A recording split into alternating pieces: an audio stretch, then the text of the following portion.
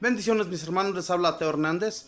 Hoy día mis hermanos voy a compartirles la historia de Santa Teresa de Jesús, fundadora del año 1582. Vamos a comenzar mis hermanos, pongamos atención, escuchemos esta bella historia de Santa Teresa. Dice así: algunos hacen derivar el nombre Teresa de la palabra griega terizo, que se traduce por cultivar y entonces significaría la cultivadora. Otros lo hacen derivar de la palabra terao, cazar, y entonces quiere decir la cazadora. Ambos títulos le quedan muy bien a nuestra santa, cultivadora de virtudes y cazadora de almas para llevarlas al cielo. Santa Teresa es una de las más famosas santas que ha tenido la Iglesia Católica. El Papa Pablo VI la declaró junto a Santa Catalina doctora de la Iglesia. Nació en Ávila, España, el 28 de marzo de 1515. Su propio nombre era Teresa Sánchez. Sus padres fueron Alonso Sánchez y Beatriz Dávila.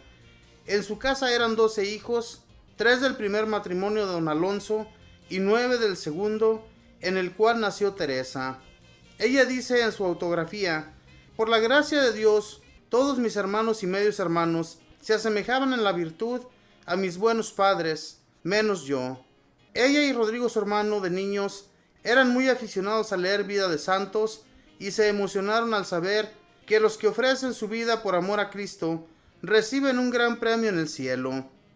Así es que dispusieron irse a tierras de maometanos a declararse amigos de Jesús y así ser martirizados y conseguirse un buen puesto en el cielo. Afortunadamente, por el camino se encontraron con un tío suyo que los devolvió a su hogar.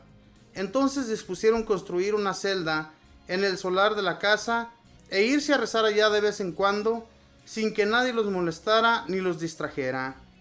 La mamá Teresa murió cuando la joven tenía apenas 14 años. Ella dice en su autografía: cuando empecé a caer en la cuenta de la pérdida tan grande que había tenido, comencé a entristecerme sobremanera. Entonces me arrodillé delante de una imagen de la Santísima Virgen y le rogué con muchas lágrimas que me aceptara como hija suya y que quisiera ser ella mi madre en adelante. Y lo ha hecho maravillosamente bien. Sigue diciendo ella: por aquel tiempo me aficioné a leer novelas. Aquellas lecturas enfriaron mi fervor y me hicieron caer en otras faltas. Comencé a pintarme y busqué aparecer y hacer coqueta. Ya no estaba contenta sino cuando tenía una novela entre mis manos, pero esas lecturas me dejaban tristeza y desilusión. Afortunadamente el papá se dio cuenta del cambio de su hija y la llevó a los 15 años a estudiar interna en el colegio de Hermanas Agustinas de Ávila. Allí, después de año y medio de estudios, enfermó y tuvo que volver a casa. Providencialmente, una persona piadosa puso en sus manos la carta de San Jerónimo y allí supo por boca de tan grande santo cuán peligrosa es la vida del mundo y cuán provechoso es para la santidad el retirarse a la vida religiosa en un convento. Desde entonces se propuso que un día sería religiosa. Comunicó a su padre el deseo que tenía de entrar en un convento. Él, que la quería muchísimo, le respondió: lo harás, pero cuando yo ya me haya muerto. La joven sabía que el esperar mucho tiempo y quedarse en el mundo podría hacerla desistir de su propósito de hacerse religiosa, y entonces se fugó de la casa. Dice en sus recuerdos: aquel día, al abandonar mi hogar, sentía tan terrible angustia que llegué a pensar que la agonía y la muerte no podían ser peores de lo que experimentaba yo en aquel momento. El amor de Dios no era suficientemente grande en mí para ahogar el amor que profesaba a mi padre y a mis amigos. La santa determinó quedarse de monja en el convento de Ávila. Su padre, al verla tan resuelta a seguir su vocación, cesó de oponerse. Ella tenía 20 años. Un año más tarde hizo sus 3 juramentos o votos de castidad, pobreza y obediencia y entró a pertenecer a la comunidad de hermanas carmelitas. Poco después de empezar a pertenecer a la comunidad carmelitana, se agravó de un mal que la molestaba, quizá una fiebre palúdica. Los médicos no lograban atajar el mal y éste se agravaba. Su padre la llevó a su casa y fue quedando casi paralizada. Pero esta enfermedad le consiguió un gran bien y fue que tuvo la oportunidad de leer un libro que iba a cambiar su vida. Se llamaba El alfabeto espiritual, por Osuna, y siguiendo las instrucciones de aquel libro, empezó a practicar la oración mental y a meditar. Estas enseñanzas le van a ser de inmensa utilidad durante toda su vida. Ella decía después que si en este tiempo no hizo mayores progresos, fue porque todavía no tenía un director espiritual y sin esta ayuda no se puede llegar a verdaderas alturas en la oración. A los 3 años de estar enferma, encomendó a San José que le consiguiera la gracia de la curación y de la manera más inesperada recobró la salud. En adelante toda su vida será una gran propagadora de la devoción a San José y todos los conventos que fundara los consagraba a este gran santo. Teresa tenía un gran encanto personal, una simpatía impresionante, una alegría contagiosa y una especie de instinto innato de agradecimiento que la llevaba a corresponder a todas las amabilidades. Con esto se ganaba la estima de todos los que la rodeaban. Empezar a tratar con ella y empezar a sentir una inmensa simpatía hacia su persona era una misma cosa. En aquellos tiempos había en los conventos de España la dañosa costumbre de que las religiosas gastaban mucho tiempo en la sala recibiendo visitas y charlando en la sala con muchas personas que iban a gozar de su conversación. Y esto le quitaba el fervor en la oración y no la dejaba concentrarse en la meditación, y se llegó a convencer de que ella no podía dedicarse a tener verdadera oración con Dios porque era muy disipada y que debía dejar de orar tanto. A ella le gustaban los cristos bien chorreantes de sangre. Y un día, al detenerse ante un crucifijo muy sangreante, le preguntó: «Señor, ¿quién te puso así?». Y le pareció que una voz le decía: «Tus charlas en la sala de visitas, esas fueron las que me pusieron así, Teresa». Ella se echó a llorar y quedó terriblemente impresionada. Pero desde ese día ya no vuelve a perder tiempo en charlas inútiles y en amistades que no llevan a la santidad. Y Dios, en cambio, le concediera enormes progresos en la oración y unas amistades formidables que le ayudaran a llegar a la santidad. Teresa tuvo 2 ayudas formidables para crecer en santidad: su gran inclinación a escuchar sermones, aunque fueran largos y canzones, y su devoción por grandes personajes celestiales. Además de su inmensa devoción por la Santísima Virgen y su fe total en el poder de interceder de San José, ella rezaba frecuentemente a 2 grandes convertidos, San Agustín y a María Magdalena. Para imitar a esta santa, que tanto amó Jesús, se propuso meditar cada día en la pasión y muerte de Jesús, y esto la hizo crecer mucho en santidad. Y en honor de San Agustín leyó el libro más famoso del gran santo, Las Confesiones, y su lectura le hizo enorme bien.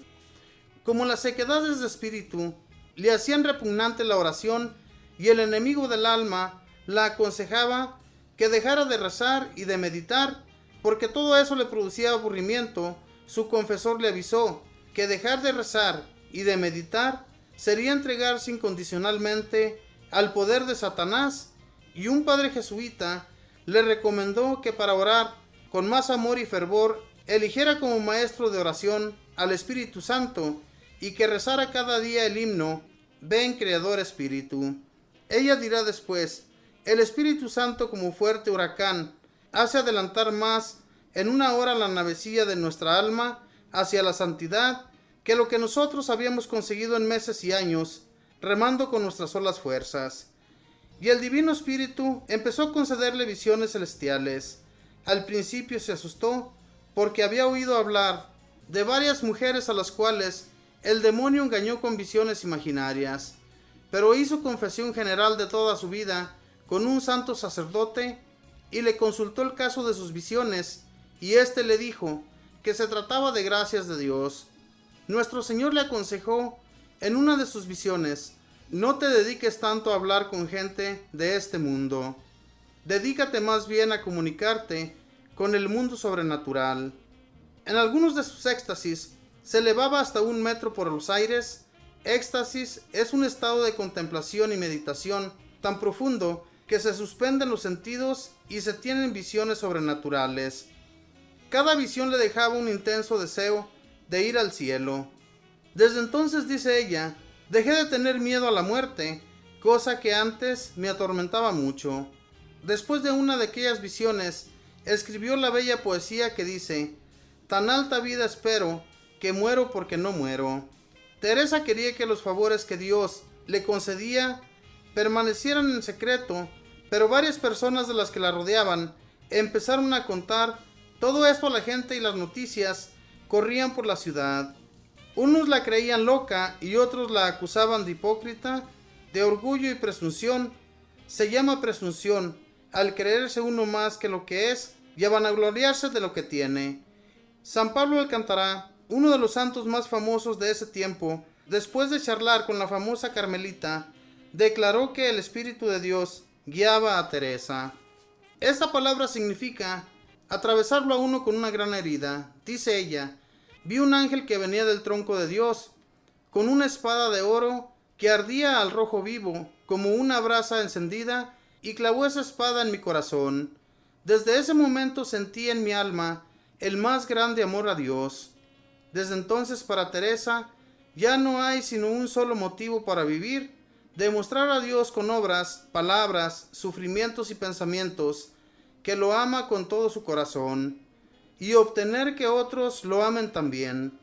Al hacer la autopsia del cadáver de la santa, encontraron en su corazón una cicatriz larga y profunda. Para corresponder a esta gracia, la santa hizo el voto o juramento de hacer siempre lo que más perfecto le pareciera y lo que creyera que le era más agradable a Dios, y lo cumplió a la perfección. Un juramento de estos no lo pueden hacer sino personas extraordinariamente santas. En aquella época de 1500, las comunidades religiosas habían decaído de su antiguo fervor. Las comunidades eran demasiado numerosas, lo cual ayudaba mucho a la relajación. Por ejemplo, el convento de las Carmelitas de Ávila tenían 140 religiosas. Santa Teresa exclamaba: la experiencia me ha demostrado lo que es una casa llena de mujeres. Dios me libre de semejante calamidad.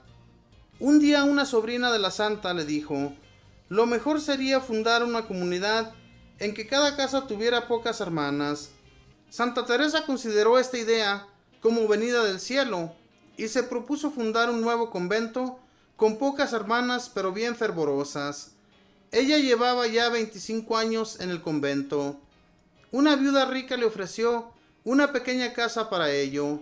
San Pedro de Alcántara, San Luis Beltrán y el obispo de la ciudad apoyaron la idea. El provincial de los carmelitas concedió el permiso. Sin embargo, la noticia produjo el más terrible descontento general y el superior tuvo que retirar el permiso concedido. Pero Teresa no era mujer débil como para dejarse derrotar fácilmente. Se consiguió amigos en el palacio del emperador y obtuvo una entrevista con Felipe II, y este quedó encantado de la personalidad de la santa y de las ideas tan luminosas que ella tenía, y ordenó que no la persiguieran más. Y así fue llenando España de sus nuevos conventos de carmelitas descalzas, poquitas y muy pobres en cada casa, pero fervorosas y dedicadas a seguir la santidad propia y la de los demás. Se ganó para su causa a San Juan de la Cruz y con él fundó los carmelitas descalzos.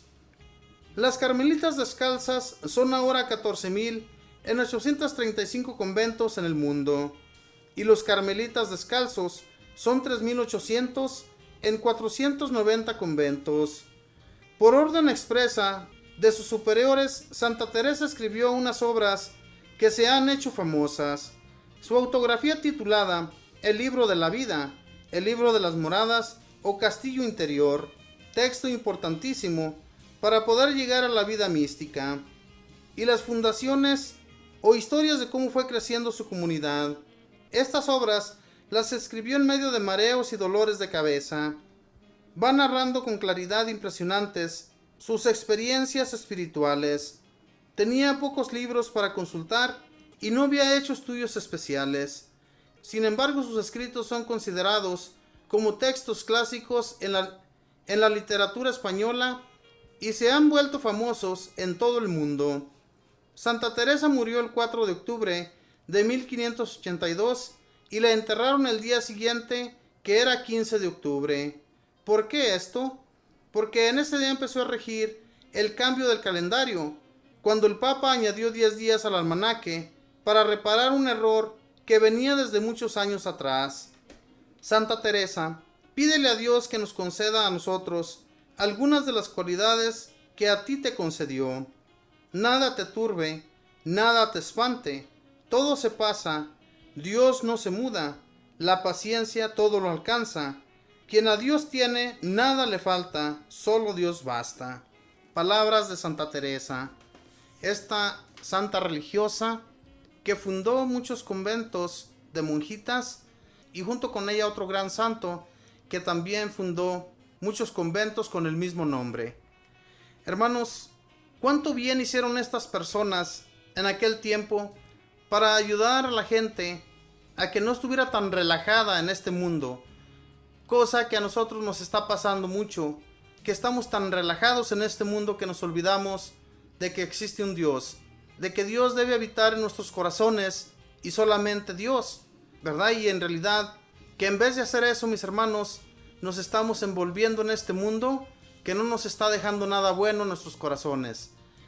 Esta santa se dedicó con mucho fervor, con muchas de sus compañeras, a fundar los conventos para ayudar a muchas jóvenes a entrar de religiosas y así poder ayudar a otras personas a que también creyeran en Dios.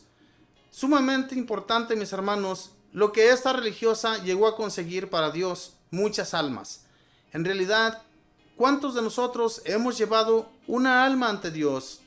Hermanos, nos hace mucha falta la oración, crecer más en amor a Dios y enamorarnos solamente de Él, ¿verdad? Que sea Él nuestro único amor, lo más preciado que deberíamos tener en nuestras vidas y así poder alcanzar ser también santos y santas como estas mujeres y estos hombres, religiosas que llegaron a la santidad por gracia de Dios y que desde entonces que ellos pasaron a la eternidad, ellos y ellas se encuentran ya intercediendo por nosotros. Pidámosle pues a Santa Teresa que interceda ante nuestro Señor Jesús por todas nuestras peticiones.